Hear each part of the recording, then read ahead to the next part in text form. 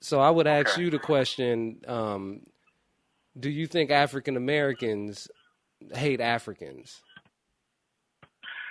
Ooh, that's a broad question. We're not wanting to castigate everyone, Mm-hmm. because obviously, you can never say all in the context of being absolute. I would say, to some degree, yes, of course. I think if we're talking about a global system of white supremacy, racism, destroyers, uh, what does that mean? That means that there's a system predicated on colorism, Mm-hmm. with white being on top and all other colors being on the bottom. Not just on the bottom, being on the bottom within the context of hating themselves. The whole system is predicated on hate. Now, if that's true, if that system does exist, then it would stand to reason that yes, melanated people hate themselves, and the darker you are, the more hatred you're going to express Mm. towards yourself. Okay, not to say that yellow doesn't hate themselves, of course, but nevertheless, again, a system of colorism. Yes, the darker one is probably more than likely they would express that more intently. So that would be, aside from nationalism, which we're talking about Trinidadians, Jamaicans, Mm-hmm. Congolese, Sudanese, wherever darkly melanated people may find themselves positioned geographically is irrelevant. They've all been culcated and systematically imbued with self-hatred. Mm. So when you see these people under the banner of nationalism, whatever country they're claiming, the deep-rooted psychological damage of that is not the nationalistic positioning, but the fact that they see another person that looks like them and they simply expressing that. So Mm. be it a Crip or a Blood, be it a West Coast, East Coast, be it Jamaican or African, it really doesn't matter. They've been imbued, they've been inculcated from birth with self-hatred. And it's just expressing itself under this benign concept of nationalism or colors in terms of games or whatever the case may be, even gender orientation. The homophobia and all this type of stuff. Not to say there's not an agenda to Mm-hmm. emasculate black males. I definitely agree with that. But the vitriol that we hold towards one another for ideological differences or sexual orientation or gender orientation or again geographical location is way beyond those things. It's just it's colorism. It's the hatred for self. And every time I see you, I see me, Mm. and I hate you. So of course I'm going to express that under these false notions that have been perpetuated on us. So yes. Now of course that's not absolute. There are some brothers and sisters obviously that because when I went to Africa, I found a lot of brothers and sisters that dug us. In fact, when I was in that dungeon, I think it's called the door of no return and stuff like Mm-hmm. that, the place of no return, when you're leaving. But when we got outside and I looked up and there was a sign that said the door of return. And I said, wow, that's interesting. What made y'all put this up? And the sister said, we knew you were coming back. Wow. Yes, yes, we long for your return. Now, how come that story hasn't been told? Mm. Okay? And it was so powerful. Now, just on that, speaking to that, it was so powerful. I went to Africa with my daughter when she was 9 years old at school, and there was a couple of sisters on there deep into the Christian thing. But I never heard this before. When we came out that dungeon and everybody was in tears, the energy was so powerful. Everybody was just in tears, and so this sister gathered us, Mm-hmm. and she said, "I want to pray." So, okay, fine. And I never heard nobody pray like this, but this sister prayed to God. She apologized for being a Negro and asked to never be a Negro again. Mm. Now, that's what that did to her going to Africa. And we were well received over there. Now, yes, there was some black people over there, some African people that I felt that had some disdain for us. But Mm-hmm. I also feel that here. And it was interesting though when I talked to them once, because I talked to a couple of them particularly that had that kind of disdain for us, and I asked them, where's all this coming from? And it was expressed in the context, man, that they felt that because we're from America, we don't honor their culture. Mm. Okay? We don't have any regards for their culture. We come over and want to impose our culture. And I was sharing with them, we don't have a culture. We're expressing to you what has been inculcated to us. We're expressing white supremacy racism in our most ignorant way. Mm-hmm. We don't have a culture. We've been decultured. And I said, you might want to check yourself on that too. You may have also been decultured. So we express what we have been allowed to express towards one another. We have to really go deep into these things. Can a people be prisoners of war? Can a people be globally dominated and still have a culture? So, you know, and it was very interesting. I was interviewed over there.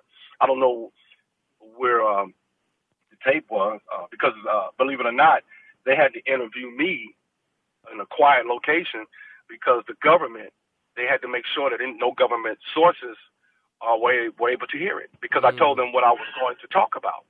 And it was hush hush. Now, I'm in Africa, bro, talking about white supremacy racism, and I was doing that at risk. Wow. In Africa, yes, in Ghana, yes. In fact, they were, and I was over there at the time. Bush was president, and the brother was telling me that particular president at that time, 2005, had a close relationship with George Bush. This is when he was walking around breaking off Negroes' little trinkets and stuff, as they do for their allegiance. So, and I only made one demand when I told him I would give the interview as long as they made sure that my daughter made it back to America. If something was to happen to me. Mm-hmm. That's the kind of shit we have to contend with. So what type of... I'm sorry, go ahead. Go ahead. No, go ahead. Uh-huh. What type of disdain did you feel? Was it just subtle or was it outward? Oh, no. It was outward. Yes. Because they were asking,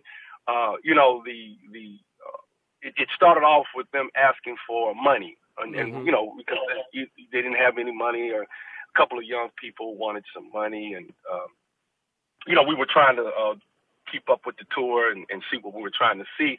And so they felt that they were being put off, shunned, because we were quote unquote tourists and that we didn't have any regard for the culture.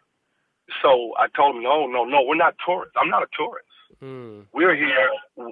I've come back home, and this is the mechanism by which I was able to come back home. We don't own or control anything, so this is the way this homecoming has translated. But make no mistake about it, I'm not a tourist. I don't even know what that word means as it relates to me. Mm-hmm. Okay? And I'm not sitting on riches or anything. So we had to have this dialogue. And I asked them, what have I done in your eyes that made you think that I didn't give a shit about your culture? Because if I did do something, it was pure ignorance. It damn sure was not intentional. Mm-hmm. So, we had this dialogue, man, and we came to some kind of recognition on that. But there's a lot of pain. There's a lot of suffering. I didn't bring anything back. For instance, all the clothes and everything that I had, I left there. Mm-hmm. Okay, there in Dire Straits. And now this is very oxymoronic. It is plush. I've been to countries, melanated countries, be it Singapore, be it the Philippines, be it Africa. Very, very resource rich, extremely resource rich. It's just phenomenal how green and colorful the thing, trees, fruit. Just everything is just booming with life. And yet, the people, man, are poor beyond belief. Okay? So they're going to have this extreme negative energy towards anything that apparently represents itself as America. Now, on the other hand, a lot of blacks go over there with the concept that they are American. They don't go over there. They don't go over there as African. I was debating a brother on that. Oh, I'm American. I'm an American. And I was sharing with the brother, okay, so if you go over here as an American and you get an ass whooping, are you still going to be an American? Are you going to receive that in the name of America? Because that's what America wants when you go to these places. Okay? Because what does America mean? You see, and we use these terms and we use these definitions based on our warped and damaged concept of what they mean. So because these terminologies, go ahead. So what is your feeling about the term African American? Do you accept that or agree with that, or should it be discarded? I don't think it's the word. I think it's the meaning, because we can say Nubian, we can say African. Oh God, we can say black. God, Kemetic brother. I mean, the Moors. Whatever word, man. It's endless. It's endless. But what does it mean? And how do we define it so that it doesn't create dissension amongst us? Because I think we have to be realistic. We're not clones, and so people, based on their conscious path, are going to have different definitions of how they identify themselves. Mm-hmm. But if we can get a commonality within those definitions, it's like, for instance, if you got a bunch of black people that stay, say, in a particular, just say America. Okay. Now, one thing about American blacks is that they're universally black. So be it from just black from New York, I'm black from Chicago, I'm black from LA, but they're all black in that commonality. So I think if we look at those terminologies based on how we came into our consciousness as one road, yet try to find commonality with every other brother and sister that has used a particular definition to describe their evolvement or their evolution of consciousness, I think that would help us tremendously, and not let the labeling separate us. Mm-hmm. I think that's the issue. So again, and what is the root of the separation? Ego, and where does ego come from? Again, the system of white supremacy racism, which is definitely an ego-based system. So how would you define that system? What system is that? White supremacy? Yeah, white supremacy racism. Oh, ego. Simply put, of course, there could be a myriad of definitions, but I think at the root of it is ego. I'm better than everybody. I'm going to create a system that puts me on top of everything. And then, of course, I'm going to create a political system that will allow me to enforce it. So what is it that at the root of this labeling called white supremacy racism? What is at the root? Ego. I am so insecure that I have to create a false notion of me to be better than anything and everything I come in contact with. The height of insecurity. Mm. Okay? And so those of us, which is probably most of us on the planet, that has fallen prey to it, operate out of that ego mentality. So if I become a Kemetic brother or a Muslim brother, whatever, most of us approach it very ego-centered. I got the answer for our people. And anybody that doesn't see it this way, and the Nation of Islam exemplifies that a lot. If you ever go to any of their events and all, they definitely have a standoffish presence or one of presence that they don't usually hide. Okay, in my experience, okay, and I subscribe to the paper, okay. So you said when you catch these particular citizens of North America, they're traveling abroad as African Americans, but they're identifying more so as American. Yes. What was that interaction like, or like how were they received? Did they, like how was their trip? Well, there's a lot of ambiguity there, because those that move in that regard, for instance, say they have money, they're spending it. Well, they may be accepted because of their economics. Now, the people may not like their attitude. For instance, I'll give you an example. And ironically enough, brothers do this in jail. If you see two Africans talking and there's enough space for you to walk through, in Africa, you don't walk through there because there's energy. You walk around. Mm-hmm. Whereas Americans, quote unquote, will just walk through them, not even thinking. Okay, right? We just walk on through because that's the quickest way to where I'm going. Mm. Now, of course, brothers in jail do that for the obvious reasons. You don't walk between two cats talking because that's disrespectful. Where did that come from? That could be a holdover from our African culturization that we simply kept and don't even know where that came from. Like pouring out the alcohol when somebody dies or whatever. So, and of course, you can get stabbed or shanked in the joint. So I get it on that level. But so they feel that Americans have not tried to learn the cultural ways over here. You just come over here with your big pockets and look down on us. I'll give you another example. I was in a restaurant and I was sitting at a table with 3 children, and the children were trying to get the waiter's attention. They don't respond to children. they really, really deal with elders over there. There's an honor over there for elders. Over here, you have a thing called ageism. Once you get gray, old ass nigga, that type of thing. Over there, you're revered. Mm. So I'm sitting at the table. Children can sit there all day long with their hands up. They look directly at me. Baba, what can I help you with? And then I speak for the children. Mm. See, that kind of thing. And so these are just things, man, making yourself, we don't have that humbleness to say, well, let me introduce myself to your culture. And what do you do here? And I've seen that a lot of American blacks simply have this attitude that I'm American, everything should be accommodating me. Sometimes the toilet facilities may not be up to par, and people will get highly offended with that. Sometimes you may have to go on the side of the road or out there in the forest somewhere. You take certain amenities with you in case that happens, and this kind of thing. And so they get highly offended because it's not like being in a 5-star hotel. Mm-hmm. This type of thing. You may be traveling on but we went to one village that was on water, and you literally have to take a boat, almost like a canoe, to get up in there. Well, of course, there's a lot of mosquitoes and things, and so you got people complaining about, well, where are you? Do you realize where you are?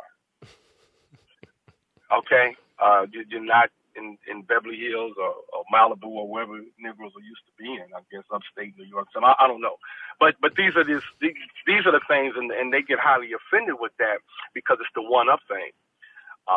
And so, but they really do appreciate. I found this out too, though, when you acknowledge that you are home and speak. In fact, I was involved in a naming ceremony, and me and my daughter got a name, and I talked to a lot of brothers, and I think I was in Benin, or I think it was Togo, somewhere like that. And we had long dialogues, man, about how to bridge the gap amongst black people / African people, Nubian people, whatever the name may be. Yeah, that's what I was thinking. Did you see like Pan-African potential?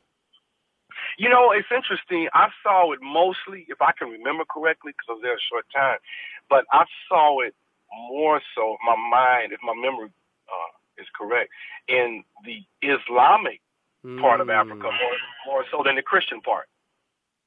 And I think because in Islam, they're more in tune with their cultural ways. Like, for instance, the Christian part is very Western. The clothes they wear.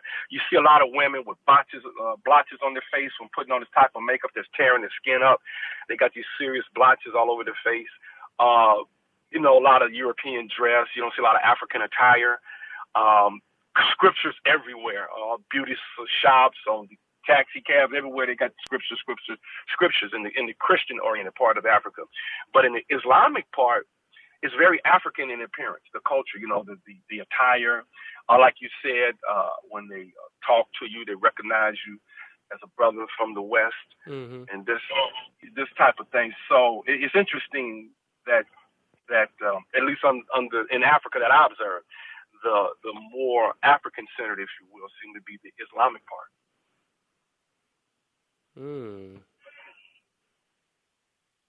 And again, that's just my little experience. So I'm not, shitting on the Christian part, but that was just what I observed. But both of them, nonetheless, though, were dominated by those two religions that I observed. I noticed that Islam and Christianity, they're almost defined by that. Like, this is the Christian part of Africa. This is the Islamic part of Africa. And I thought that was kind of interesting that those religions, not surprising, though, because we do know that's definitely part of the colonization process. But they seem to carry a lot of weight in how they define themselves through the auspices of these imposed religions on them. Very few people. You have to go, in my experience, you had to go way into the bush to find people that were divorced from both of those, that were still operating, quote unquote, out the old ways. And that experience was very humbling. In fact, that experience is what brought me to tears. Those are some of the most humblest people ever, man. The ones that were like way into the forest, man, and they were away from the vestiges of Islam and Christianity. Very, very humble, very humble. And that's interesting, because people look at religion as a saving grace, but in my experience, it's been just the opposite. People that do not carry those religions seem to be extremely humble and have a tremendous amount of humility. So basically, the people in the city were practicing one or two of these religions. Yes, exactly. And then those in the rural, in the countryside, was practicing more than likely more traditional forms, or exactly. It wasn't expressed what they were practicing as much as their humanity was present.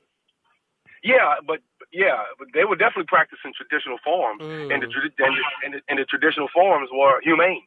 Ironically enough, that was the traditional form, to be as humane as possible. That was the traditional form, or that is a traditional form, a high expression of humanity. And it's interesting because the ones in the city are really trying to be Western. They're again walking within the context of their religions, but there seems to be their socialization process is to be as capitalistic as possible. Yeah, that was touched on in The Wretched of the Earth. So indeed. Yeah. It's almost like to work, in the city, you have to, show and prove that, I'm available. Yeah, I found it interesting. Yeah, they almost feel, again, in my show experience, and feel that in order to obtain capitalistic gain, if you will, they have to completely divorce their culture. They can't carry any of the old ways into the capitalistic ways of expression. I thought that was interesting. That's a terrible trade-off. Yeah, completely. Because I would ask. I think I asked one brother, why can't you? Okay, fine. If capitalism is the dominant economic society, that is what that is. But why do you have to divorce yourself from antiquity, from your ancestral ways? Mm-hmm. And it was interesting because one brother told me, he said they just don't mix. Like, wow. Then okay, I thought that was an interesting answer. He said they just don't mix, which I didn't go any further than that because I didn't want to antagonize him, because it seems to me then if they don't mix, then which one is more detrimental to the mixture? I mean, if practicing capitalism is securing food, clothes, and shelter at this point, then it's almost like you have to give up yourself to eat. Yes, exactly. Yes. Because then one begs to ask the question, who has access, or who is colonizing, or who is controlling the resources here? And I've seen this with my own eyes. I was sitting in a restaurant, and a sister quietly stuck out into her backyard, which was very wide open field, and brought me some cocoa seeds. Mm-hmm. And she said, "Don't tell nobody." And I said, "Why?" And she said, "Because Nestle owns this." Oh my gosh! I kid you not, brother. It just broke my heart to no end. It's a young sister too, man. She was a child, and said, got full knowledge of the colonizer. Got full knowledge because they're blatant over there. Over here that they wear the mask quite well. Okay, mm-hmm. But over there's no masking. The oil companies, man. I think there's certain parts of Africa, man, where the water's damn near black because of all the oil refineries. They just don't give a shit. Mm-hmm. Okay, and so you're right. The colonization is just in their face, man. And like I said, this was a child, man. I have not touched Nestle since. I mean, that gets harder and harder to avoid because they continue to purchase all food products. Like, it's not like... Exactly.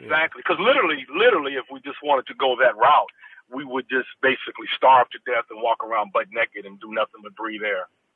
Okay, because all the resources, for the most part, you're absolutely correct, come through the colonization process, and so it's a very and I think one of the ways to combat that, to resist that, is to quit being so gluttonous.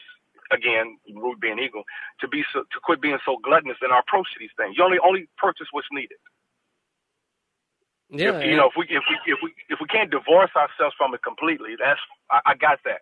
But try to just purchase what's needed. You don't need 20 pair of shoes and 100 pair of panties and underwear, whatever the case may be. Mm-hmm. A refrigerator full of food that's turning green because you're just stacking up on sugar and meat and all this toxic Just keep it at a level that's only necessary. Yeah, and grow as much as you can as well. And grow as much as you can. Yes, I know some of us are in apartments and we don't have access. Maybe you can find a neighbor that does and try to build a co-op in that area, whatever the case may be, and try to be as frugal as you possibly can. And share. You know, if you got 2 or 3 people that are purchasing food, that means that they are getting less from each one of us. We got 4 or 5 people. Okay, when we go to the store, we'll all purchase some apples or whatever it is we're getting as a group, and that reduces. So just like sharing locations, if it's possible. I know it's difficult for us to do that, but instead of each quote unquote unit, if you will, nuclear family, as they call it, purchasing a home in themselves, maybe if we started purchasing apartments as a group, and people still have their space, but they would get less money from us in terms of purchasing these individual, as they call them, singular home dwellings. Mm-hmm. So, there's tactics that we can use. We just have to practice it on a very small scale because the group dynamic, I think, is pretty much waned. I think you had mentioned this one time. You know, whatever we do, we have to do it literally like the code said. You know, maybe 2 or 3 at a time. Oh yeah. Yeah. So let me ask you something in regards to the interacting with continental Africans that actually make it to North America, and the mistreatment that they may receive, or the non-welcome that they may receive from citizens in North America, the so-called African American. Do you think those reports are making it back home? That's feeding like the wasted opportunity that I hear a lot of continental folks speak of, and a lot of people that come from all over the planet. That we're sitting here with resources and not using them. You know what I'm saying? Not applying. Oh, no doubt. Oh, no doubt. Yes. I've experienced that too. I've talked to brothers and sisters from the continent here. In America, that they were admonished to stay away from blacks. First of all, don't go. So they were admonished, and they don't know our history. They don't know how the process that happened to us. So they figure we're in the belly of the beast, and we're not taking advantage of what Great White Pappy has offered us. Mm-hmm. So yes, that is completely true. And there's a lot of contention. I remember when I was at Compton College, we were trying to, when I was in Black Student Union, the brothers and sisters would not join it. The brothers and sisters from Africa would not join the Black Student Union. So do you think it's all one-sided, or have they run into enough of that African booty scratcher, that that internalized hate, that may have been projected by African Americans onto them, or you think? Or is it a mix? You know what I'm saying? Like, was there? Definitely a mix. Mm-hmm. Yeah, we both been lied to. We both been been mentally destroyed. We're both mentally damaged. So there's enough quote unquote blame on both sides. Mm-hmm. I think the only way that this thing is going to be resolved is like any other particular conflict or disagreement, is when the two sides sit down with sincerity to discuss this thing, to discuss what has happened to us both. Okay, how did we get here? What is the mechanism, the political mechanism that brought us both to this particular situation that we're in? Now, until we have that particular dialogue, we're going to continually to operate out of the mental conceptions that we have from ourselves and one another. Because there's no way I'm going to be able to sit down with anyone and resolve anything if first I see myself in the context of how somebody else sees me, and not how I've defined myself. So it's going to take this deep self-reflection, and then it's going to take us sitting down with one another, as I did in some instances in Africa, and having this sincere, painful dialogue. And you start with the fear, like the good Dr. Francis Cress Welsing said. Let's start with our fear. We are afraid of that beast. He's done tremendous damage, maybe unrepairable damage in some cases, or quite a few cases. And we have to acknowledge that. And start from that hurt, from that pain, and then go there. Because once you acknowledge the pain, once you acknowledge the fear, then you can move into healing. Because as long as you don't acknowledge that fear, then it's ego. See, that's what ego is. the denial of the fear that you're expressing. So we have to begin there. Otherwise, it's only going to get worse. Anything that has oxygen, anything that breathes, anything that's considered life is only doing one of two things: it's either growing or dying. And I contend that we are in the throes of death at this particular point. There's just too much dissension and hatred amongst ourselves. As I'm sure you well know, the social media, or what I call unsocial media, is just proliferated with this hate. Everything begins with the negative. Yeah, that is wild. Yes. There's no and see, that's probably why social media will probably never. They probably will never shut social media down, because the one thing that it doesn't allow for is what you and I are doing right now. So I never really get a chance to feel who I'm talking to. So if I have an issue with Colin Kaepernick, because he's light skinned or whatever the case may be, I never get a chance to talk to anyone about that. I just type it in. So there's no real dialogue that involves the energy that two humans can express to one another when they're in proximity, that would allow for me to feel you, quote unquote, and you to feel me in the course of the dialogue. It never happens. It's just all done through texting. And so the schism gets wider and wider and wider, because at some point I got 20 people that agree with me, and that's fine with me. So the hell with all the rest of you that disagree, and it just gets wider and wider and wider until it becomes a bastion of foolishness. Yeah, I've noticed that there's no, even in the written text, there's no dialogue. Like you'll say something or ask a question, and it'll be like, "Shut the fuck up." Like, exactly, yeah. When's the last time in person you ever got that off without like immediate recourse? Exactly.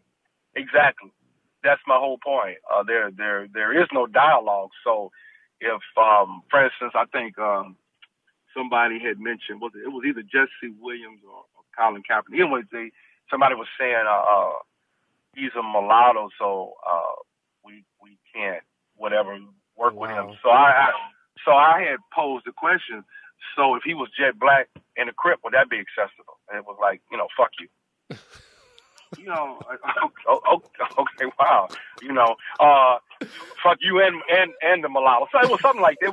This didn't make no sense. And you're right. Now, if we were standing face to face, that never would have happened like that. I'm pretty sure. Yeah. Because the potential for recourse would have been there, so he would have had to, or she would have, whoever it was, would have had to express themselves in a way that would have been half-ass cordial. And here's another thing too. There's always the great potential for COINTELPRO to be in the mix. I've tried to share that with people. Don't think everything you hear is who you're talking to. COINTELPRO, then this is an excellent mechanism for COINTELPRO, especially if you find people that damn near live on social media. They can always interject confusion. And I was just sharing that, to me, one of the glaring examples of COINTELPRO is when the logic dissipates from the dialogue. If it just simply is illogical, the position, you might want to just leave that alone. If it's just pure, unadulterated conflict and confusion, no practical or logical connections in the discourse, you might want to leave that alone. Because it's not so much as what's said, it's the context in which it's said. It doesn't follow a logical pattern. I'm not looking for nobody to agree with me at all. I'm just looking for a sane, logical, practical dialogue. Agree with me or not. I'm not looking for no followers or likes and none of that shit. Just trying to have an intellectual discourse on various subjects. I don't approach anything like I'm the end all to that particular subject. I'm learning. I'm still learning. So when I find this vitriol, this illogical vitriol, then you might want to just let that go. Yeah, I mean, and then also the side effect with social media is we stopped socializing, like in person. Like it's almost like we get what we would get from each other through social media, and therefore we don't socialize when we actually interact with human beings, like living physical beings. It's like you're already fed. I know a sister who has, I think she has 2 children. And that's how they talk to each other. And when they're in the house, each one might be in a different room, right? Mm-hmm. And they're talking through through their phone. Yeah, I've seen it. Yeah. Yes, right up under the roof. And so you're absolutely correct. There is no interaction. There is no building. There's just this technological death trap. Okay, I call it technological graveyard that we are operating in, and everybody has a platform. You see, Martin Luther King made the statement one time that if you don't give people a voice, and I'm paraphrasing, if you don't give people a voice, you make violent revolution inevitable. We're social creatures. We're all longing to be heard. A lot of what you see is people that simply have been denied the right to be heard. And so invariably they will lash out because, again, it's the nature of humans to be heard. Well, this is what technology has allowed through this particular on social media. So a lot of people have a platform that are not heard in society, the invisible man, if you will, effect. And so all of a sudden now I can be heard all day long. And so everybody jumps on there with their platform and they just running wild. It's like being locked in solitary confinement for years, and they let you out on the main yard. You know, you're just happy to get sunlight, and you just run rapid with that shit. And I think that's what's happening with social media as it relates to black people in particular, and probably melanated people in general, is that these voices are not allowed to be heard in society, in quote unquote greater society. So they're just running wild on social media, man, like a child that's been locked in his room for days on end, and you open the door, or like a dog that's been locked in the backyard. You know, you open the gate, it just runs wild. It's trying to get hurt because it's the nature of mammals to want to social interact. We're built that way biologically. So I think that's what's going on here, and it allows everybody to have a platform, everybody to be heard all day long, even if it's 20 likes. Okay. Yes. Now I don't know how long this is going to run its course. Before we actually, or if we'll ever come out of it. You know, we may be sitting there texting when FEMA's knocking on the door. That's tragic. Be very, very, very. In fact, I even posted that, you know, and somebody told me, man, I was pretty gloom. It was a gloom statement, something to that effect. I said, yes. In fact, I used your word. I said, it's tragic. You know, what does the code say? Our interaction is tacky, tragic, and terroristic. The 3 T's. And I said, you're absolutely correct. Of course it is. And in fact, I think Chris Hedges, his latest book, America's Farewell Tour, he talks about that. I noticed that no matter who he's being interviewed, the one thing they say is that you paint a very, very gloomy picture. And he says it's not gloomy, it's factual. Yeah. Okay, glue. Yeah. Because I don't think we realize that. Again, we're globally prisoners of war. Invariably, if you study military science, which most of us are lacking in tremendously, if you study military alliance, you don't hold a prisoner of war forever. At some point in time, you do away with them. Either you're going to release them, and if you feel where you're releasing them to is going to be a threat to you, because you do have them held for a reason. If you figure that if you releasing them will be a threat to your nation, to your salvation, you kill them. It's the nature of war. That is exactly what the nature of war is, killing. Now, if we say we're in a system, in a warlike system, if we say that white male domination at its core is the elimination, the destruction of everything that it deems unnecessary to its survival, then we would have to say then we're up for annihilation if we don't do something and do something quick. Why would you keep people around when you have a society that, and now I'm talking about people that you have shown complete disdain for, people that you have shown no regard for ever as anything viable other than an economic resource to you. Now, why would you keep them around when you have technology that can replace them? You've never showed any regard for them in the first fucking place. So it seems to me it's just logical that this is invariably where we're headed. Now, that could be systematic and biological, chemical, water, air, cancer, diabetes. You know, you see people walking around dropping every day with heart attacks, or it could be just straight out elimination. Criminalize everybody and then make all the penalties for these crimes death. Yeah, like they call us useless eaters. Exactly. Yes, I think Kissinger supposedly, if I'm not mistaken, that term came out in '75. Yes, and usually that's how these things work. You know, I read somewhere where men of power think 100 years in advance. I think that's 7 generations, if I'm not mistaken. They think 7 generations in advance because they're thinking in terms of maintaining what they already have, which is power. We're trying to get it, so we think in terms of today. How can I eat? How can I pay my rent? Am I going to get some sex? Whatever. So people that are starving are pretty much preoccupied with the moment. People that have already consolidated power think in terms of maintaining it. So they think in terms of years of how to maintain this. And then the other label was redundant labor.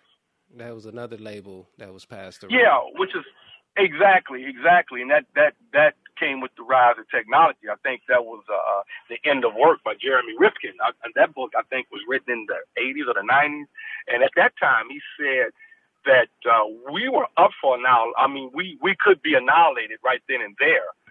It's just that they don't know what to do with that many people, killing them at once. This is in the book End of Work by Jeremy Rifkin.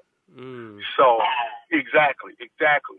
So we're dealing with a systematic process of it. See, because I think somehow we still have not picked up the lesson Dr. Francis Cress Welsing said that Dr. King gave us, which is that love doesn't work. You know, he was the Prince of Peace, if you will, the King of Love, whatever word you want to use in that to describe that, and they murdered him. So that was a clear declaration that we're not going to hear your cries.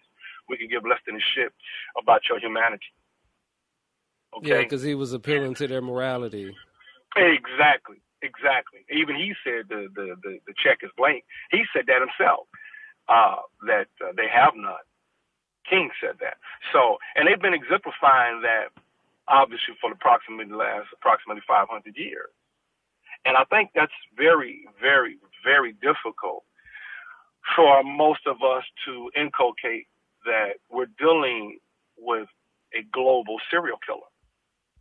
Now, studies have shown that serial killers, psychopaths, sociopaths cannot be redeemed. I think Bobby Wright talked about that in Psychopathic Personality. And there's some other studies that talk about, I think even Derek Jensen mentions it, that serial killers, psychopaths, sociopaths, 9 out of 10 times are non-redeemable. You either have to eliminate them or incarcerate them, but very seldom, according to the studies, do they redeem themselves because it's their nature. Somehow, they literally have no compassion. You know, the thing that keeps most people from literally hurting other people is that you can connect with them. Like you can go to a funeral, maybe not even know the person, get caught up in the emotions because you're feeling. And you'll be sitting there, you know, feeling sad or gloom or whatever. Or like if you go to a wedding, you can be happy because you're feeling, you're connected to your humanity and you're feeling what other humans are feeling through that connection. Well, these people don't. Okay? Yeah, that's intense, Yeah, and that's very difficult. Yeah, so you're trying to reason with somebody that doesn't even have the capacity to care. No, to empathize. Exactly. And see, and that's where most black people impose their feelings on others. So because I am seeking redress through the sky god or whatever, or I got compassion for life, I'm assuming that somehow that he does too. No matter how many years he's shown that he doesn't. Okay, and I think it's also very difficult for people to inculcate also that they're in a death match. I think it's really difficult for people to wake up every morning and realize this is a death match. This is going to be a fight to the end. In spite of whatever trinkets I may get, the ability to move in a particular neighborhood or a job or what does Boyce Watkins talk about? Financial, whatever. All these things that we're trying to obtain still maintain the system. There's nothing wrong with having a black church, a black business. All those things I support 100. But they all operate within the system that made it necessary to do them in the first place. Mm-hmm. Which means at any time that system could still create havoc within all these things we're doing. In fact, by the mere fact we still have to put black in front of anything is a direct relationship that we're still prisoners of war. Otherwise, it would just be a bank or a school or whatever. We wouldn't have to put that distinction anymore because we're free. You're the first black president. Exactly. Yeah. Exactly. Like I said, a black school, a black bank, a black school, on and on and on. And again, these things, I support them all because this is what it takes to get people to move into a level of conscious resistance. I don't have an issue with none of that. But just be mindful that the work is far from done, even within those things.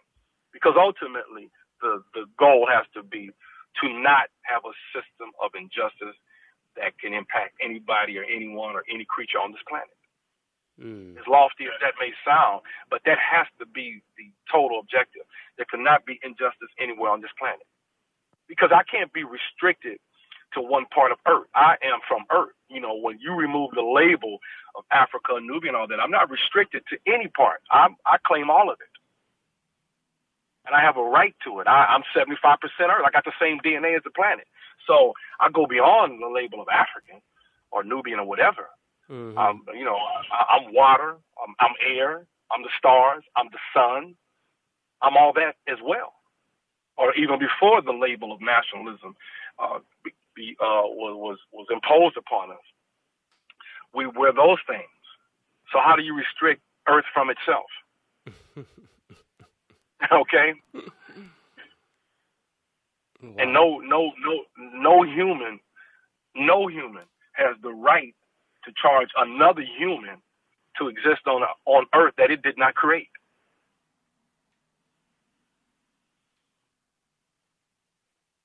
And this is preposterous that we pay fealty to a human for the right to exist on a planet it didn't create. I'm paying food, shelter, water, clothing. There's literally the right to exist medicine, to another human. Education. Yeah. Medicine, all of that. Exactly. And so we have to recognize that this we're far from over. And until justice is the paradigm, then we will still be we're neo-chattel. We're just not like they have this thing called neoliberalism, the political system that operates the planet right now. It's called neoliberalism. Well, we are neo-chattel. We still exist primarily on paper. Just like the quote unquote slave laws, we existed on paper. And that just shows the height of ignorance. Just going back to the other thing, because if you read some of the slave ledgers and shit, it talked about this Negro of this complexion, this Negro, mulatto, no Mexicans. So I don't get where these people are coming off with this vitriol from so-called mulattoes now. When if you look at the slave ledgers, they made no distinction between anybody with melanin.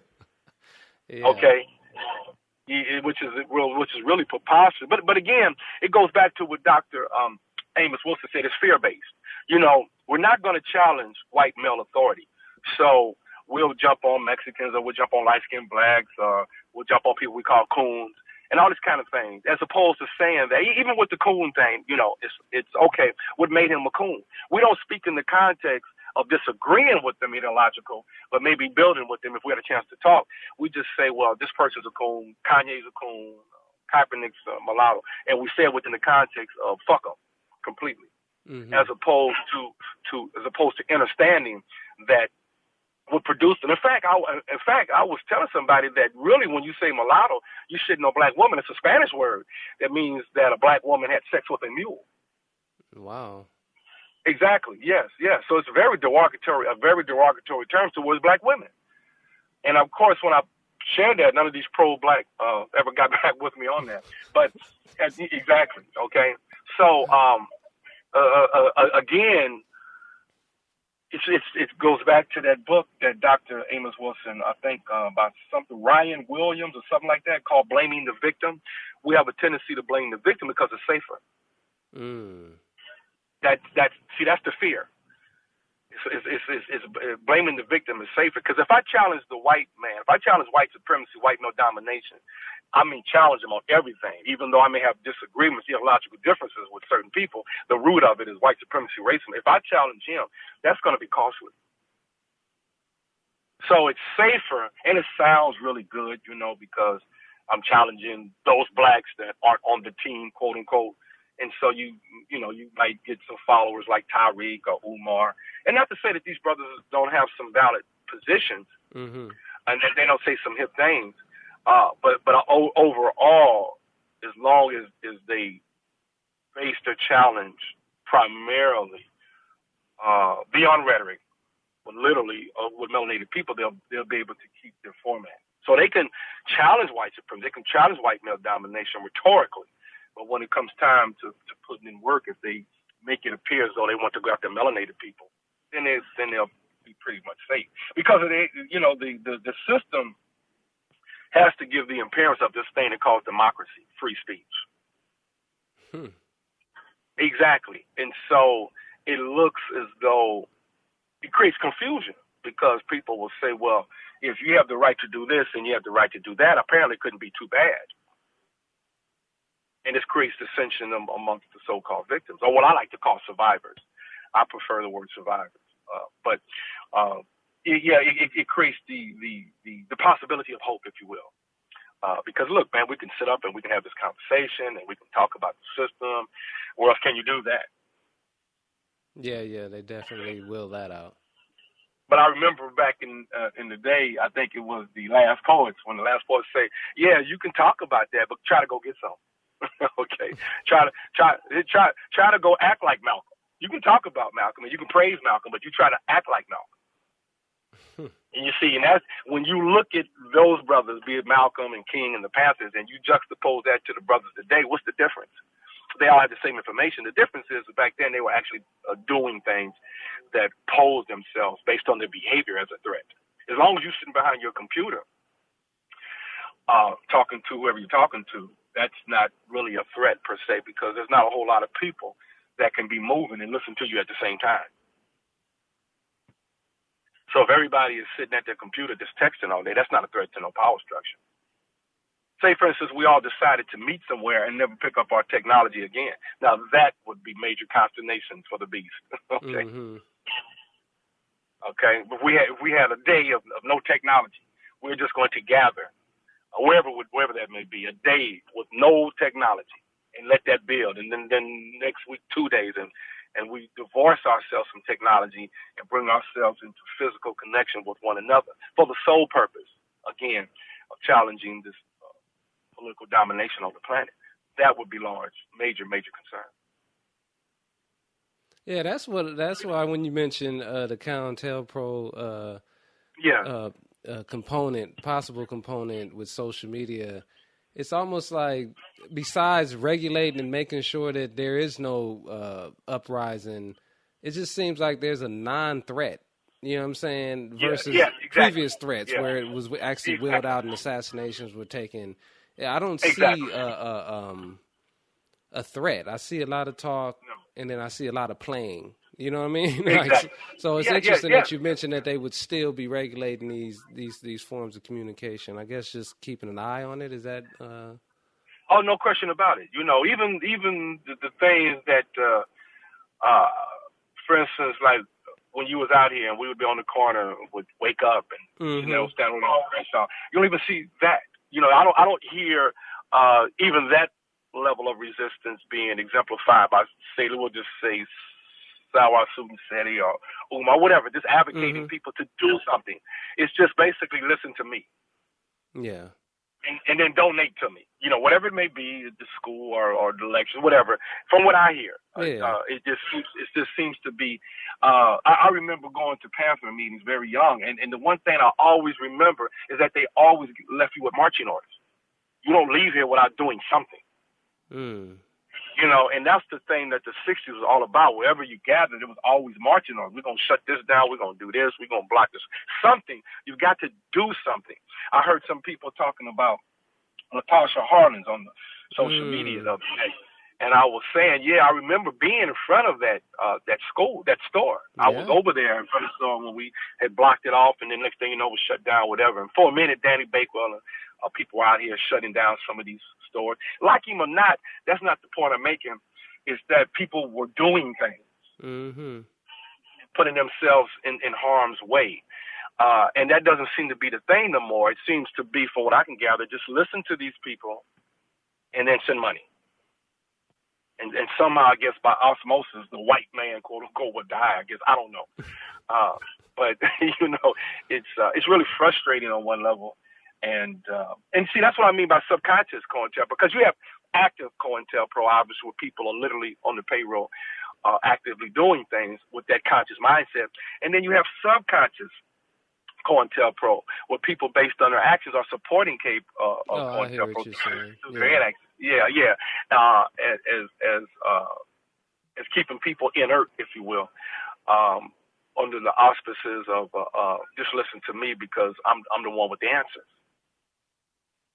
And believe it or not, I actually heard Farrakhan say that some years ago. He actually said that we, meaning him and the nation, literally have the answers. Yeah, I mean, I would assume they believe that if the core of their belief is that they have a prophet, like exactly, yeah, and that's a direct connection to divinity, yeah. Yes, and that's so oxymoronic to me, because you would think, well, if you got the answers, then the problem should be solved. At least in Chicago, since that's the headquarters, yeah. Yes, or for everyone that is a Muslim, y'all should be walking on air. But again, this is the